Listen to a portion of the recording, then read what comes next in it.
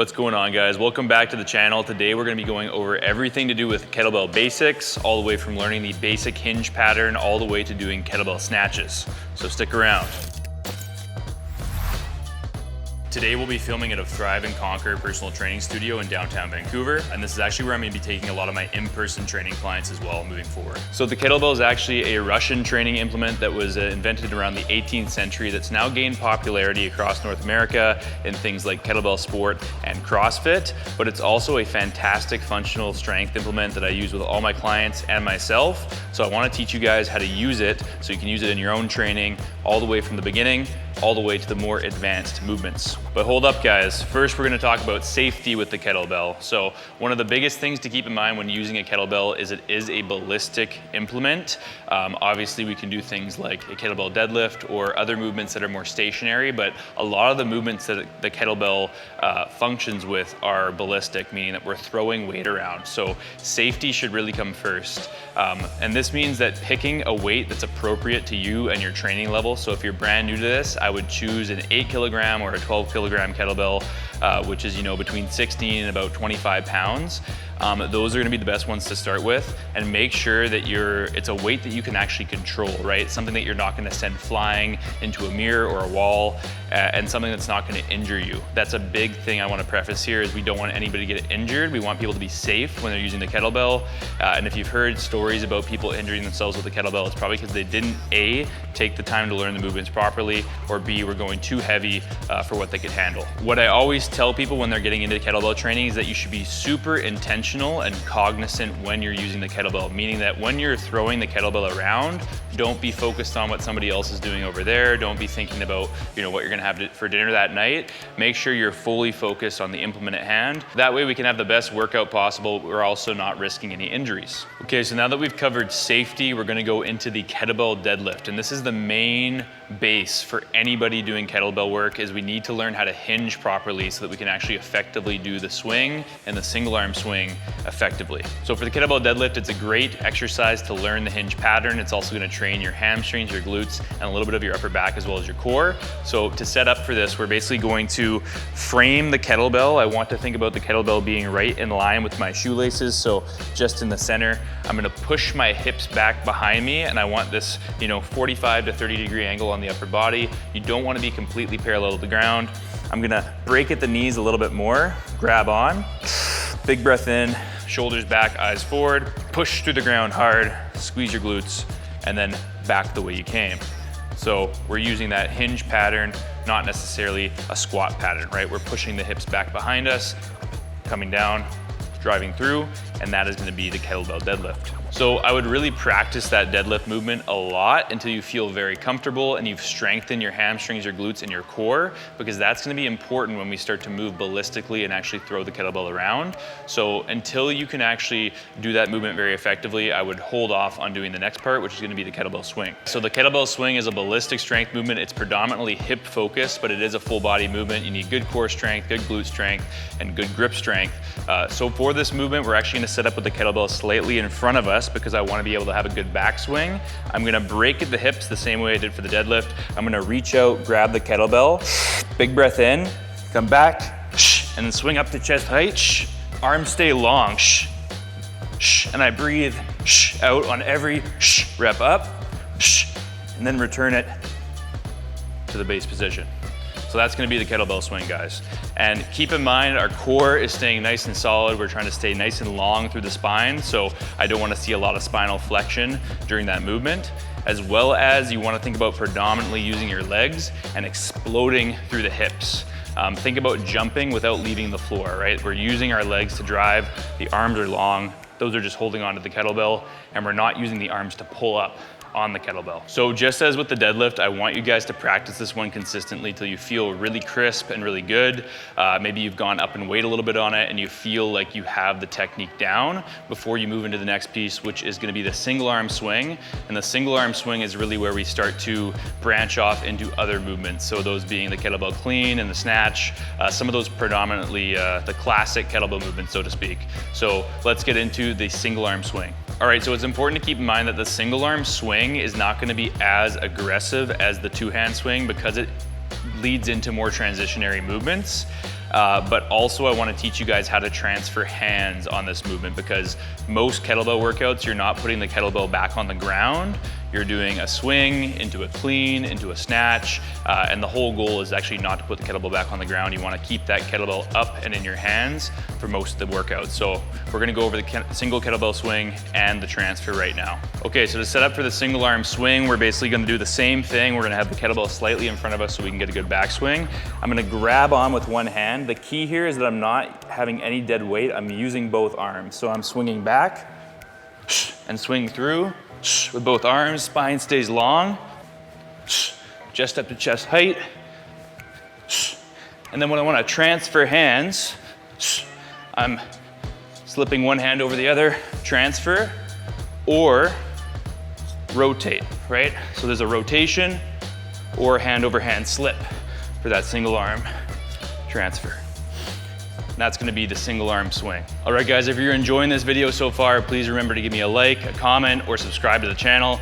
We work really hard to bring you high quality strength and fitness content every single month, and we really appreciate all the support. So make sure you guys, hit those buttons down there, support the channel, because more is coming real soon. Okay, so now that we've mastered the swing and the single arm swing, now we get into some of those transitionary movements, which include the kettlebell clean and the snatch. But there is one movement you need to learn before you do both of those, which is the Gunslinger. And this basically just teaches you to keep your elbow closer to the body, because when you're doing these transitionary movements, you don't want to get way out away from the body. You actually want to keep that elbow in a little bit closer, so it should stay by your side most of the time. That way you have more control over the kettlebell, and you're also going to have a much better time learning this movement, because if you let it get away from you, you're going to get lots of bruising on the back of the arm, a lot of banging. We'll also talk about hand positioning, which is super important when it comes to actually transferring these. You don't want to use it like a dumbbell, you want to use it like a kettlebell, and most people really screw up on the hand positioning. All right, so let's start off with the Gunslinger. Like I said, this is going to be a great exercise to teach us to keep that elbow close to the body post swing. So we're getting in the same position as we did for the single arm swing. I'm slightly behind the kettlebell. I'm using both arms, so reach out in front with one arm, other arm's out, back swing, and then I'm pulling that elbow back. You can use the other hand as a kind of catch, but we're basically thinking about cocking, boom, boom, right? Elbow stays tight, we're pulling back and punching down, and that is gonna be the Gunslinger, just keeping that elbow nice and tight to the body and working on that motion of keeping the elbow tight to the body. Okay, so once I've actually taught somebody how to do the Gunslinger, I feel comfortable with having them do a clean. I know they can keep their elbow close to the body. We wanna make sure we talk about hand positioning though. So hand position is super crucial when it comes to doing the clean or the snatch. Hand positioning is gonna be basically a loose okay symbol when you're holding the kettlebell during the swing. So when I'm grabbing it during the swing, it's here, right? So I'm holding it, it's in the fingertips like this. That's where it's gonna be when I'm doing my actual swinging. When I actually go into a clean or a snatch, I'm gonna open it up and I want it to sit on the ulna bone. So it's not here, it's not a dumbbell. It's sitting at a 45-degree angle across my hand and sitting into the ulna bone here. That's where it needs to sit. So for any pressing, for any overhead movement, for any front rack position, this is where you're gonna wanna hold the kettlebell. It's gonna be way more comfortable and way stronger long-term than if I'm holding it here with a bent wrist. You don't wanna catch it here, you wanna catch it in tight here. It's gonna be way better long-term. And just to demonstrate the hand placement for the snatch, it's the exact same thing. We're here, we're up, and then look at my hand position here, right? It's 45-degree angle over the ulna bone. That way, even when I come back to the front rack, it's that same position, right? This is where it needs to sit. The kettlebell is not a dumbbell, it's a kettlebell, so you need to hold it as such. We're gonna move into the clean, and this is where things get a little more ballistic. So we've covered, some of the basic swings, we've covered the hinge. Now we're actually gonna get a little more ballistic with it and actually bring it up to our front rack position. So I talked a little bit about the grip strength, but for the kettlebell clean, what we're gonna do is we're gonna set up, right? Same position here. We're gonna have that kettlebell in front of us a little bit. I'm going to hinge at the hips. Once again, using both arms. I'm going to swing, keep the elbow close, and then front rack it up here. And when I'm front racking it, I'm opening my hand slightly so it sits at that 45-degree angle. I don't want to be holding it like a dumbbell. You want to hold it like a kettlebell. So once again, here, keep the elbow close, open the grip, catch. Here, and catch. And it should be controlled. It shouldn't bang into you. It shouldn't be super aggressive. You wanna really control that weight so that it kind of almost floats up and floats into this front rack position. And that's gonna be the kettlebell clean. So that kettlebell clean, guys, it is a transitionary movement. It's not meant to be a super aggressive movement unless it's a heavier weight. So even if you're using a lighter weight, you don't need a ton of power. It should be almost very flowy and very relaxed when you're getting into this position. And you want your elbow to sit towards your hip bone, right? My elbow should be in tight. If you have a bigger chest, bigger biceps, that might be hard for you. You might be out here, that's okay. Just do your best to actually have the arm in here because that's gonna be a best front rack position for the kettlebell when you're doing the clean. The next movement we're gonna work on though, which is another movement that's gonna strengthen us for the snatch, is gonna be the kettlebell overhead press. And with the overhead press, we're going from that front rack position from the clean, and we're just pushing the kettlebell up overhead. So I'm gonna show you that right now. So we're gonna front rack, we're gonna clean, we're gonna get this kettlebell into position. And what we're gonna do from here is I wanna have a full body effort. So I'm squeezing my glutes, I'm squeezing my core, I'm squeezing my opposite hand. Big breath in, tighten up, and then I'm pressing up and punching into the kettlebell. Once again, I'm not allowing my wrist to turn out.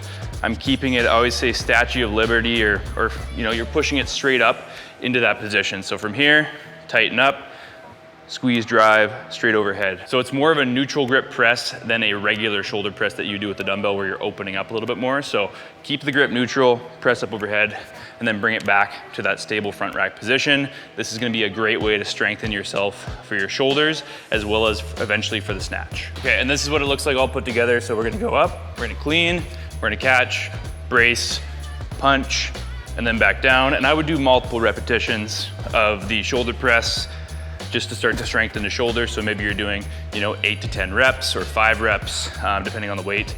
But I would start a little bit higher volume so you learn the pattern, you get a little bit stronger. Then as you increase the weight, you can go down in terms of repetitions. All right, guys, so now that we've kind of learned all those foundational pieces, we've strengthened our shoulders, we've worked on that hand positioning, it's time to move into kind of what is almost the magnum opus of the kettlebell movements, which is the snatch. And this is going to be kind of the most ballistic of all the movements because we're taking it from the ground all the way up to overhead. So the kettlebell snatch, we're gonna want to have good shoulder stability, we're gonna have good strength, and we're going to want to pull that kettlebell up and then punch into it overhead. So for the kettlebell snatch, we're gonna set up the same way we did for all the other movements. We're gonna have that kettlebell in front of us a little bit. We're gonna hinge at the hips. I wanna get that good backswing, and then I wanna actually pull up. So the first thing is, I always say, if you had somebody that was taller than you behind you and you're elbowing them in the head, that's gonna be the high pull. And then we wanna punch up into that kettlebell, once again using that hand position. So all together it's going to be down and drive up. Down, punch the elbow, drive up. Down, punch the elbow, drive up.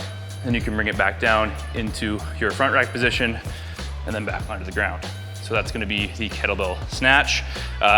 Takes a little while to get the form perfect. If you're not perfect on the first try, that's okay. Nobody gets it perfect on their first time. You just need to work at it and continue to refine your technique over time, and you guys will get there for sure. Thank you so much for watching the video, guys. I hope it was super useful. I know that kettlebell training is a little bit nuanced and there's not a ton of information about it out there. There is becoming more and more all the time though, so I wanted to bring you guys a high quality guide to beginner all the way to the more advanced movements.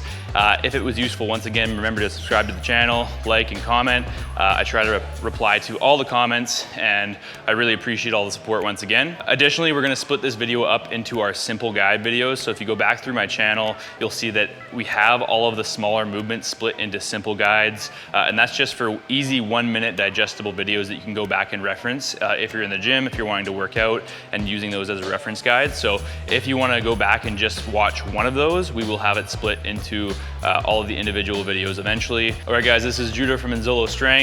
And remember, you can't go wrong when you train to be strong. Peace.